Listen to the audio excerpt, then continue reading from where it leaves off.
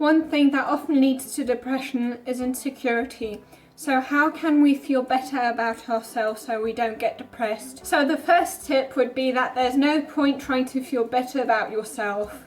If, for example, you go around being nasty and mean to everyone, slapping everyone in their faces, in that case you don't necessarily really want to feel better about yourself, do you? In that case you can try and feel better about yourself as much as you want to, and you never will.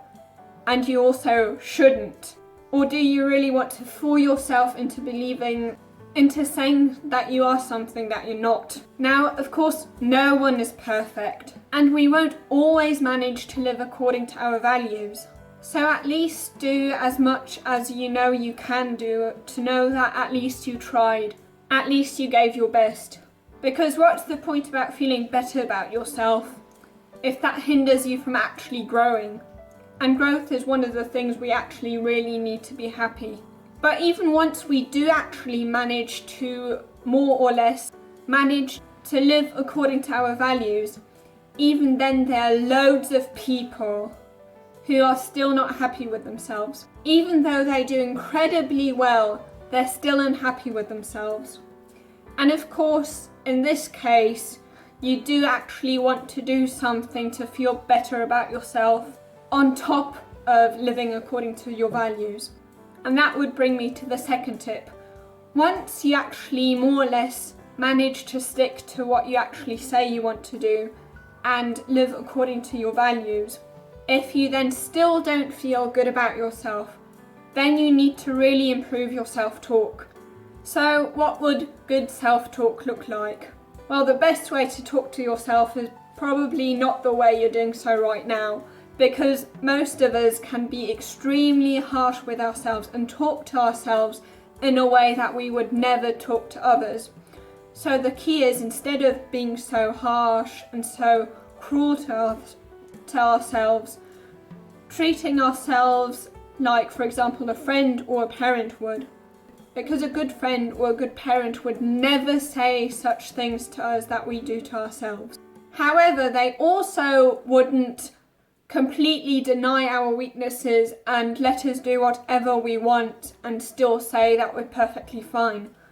A good parent, of course, won't be very cruel to you and tell you how awful you are, but a good parent also wouldn't simply let you have as many sweets as you want, watch as much TV as you want, and maybe even encourage you to have more sweets because they know that's not good for you.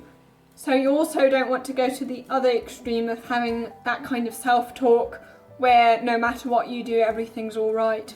Not blind to your weaknesses, and also not cruel, but to have compassion for yourself. As Laurie Gottlieb often says, there are two types of compassion. There's true self-compassion, and there's, as she would say, idiot compassion. Now, idiot compassion is what we might often get from our friends. For example, when we're in a conflict with someone else and we talk to them about it, they'll often say, "Oh yes, you did everything right. How could that person possibly do so?"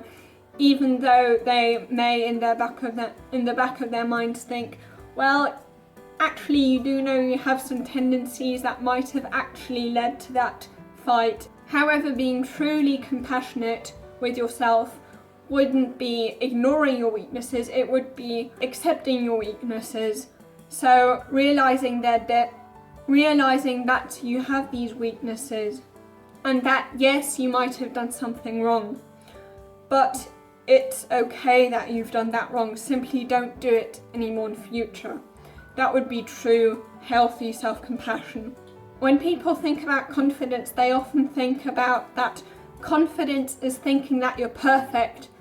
But true confidence isn't thinking you're perfect, it's accepting the fact that you're not perfect. So one way to improve your self-talk, and that would be the third tip, would be to measure the gain instead of the gap. So the gap would basically be the gap between where you're at now and where you would like to be, your ideal.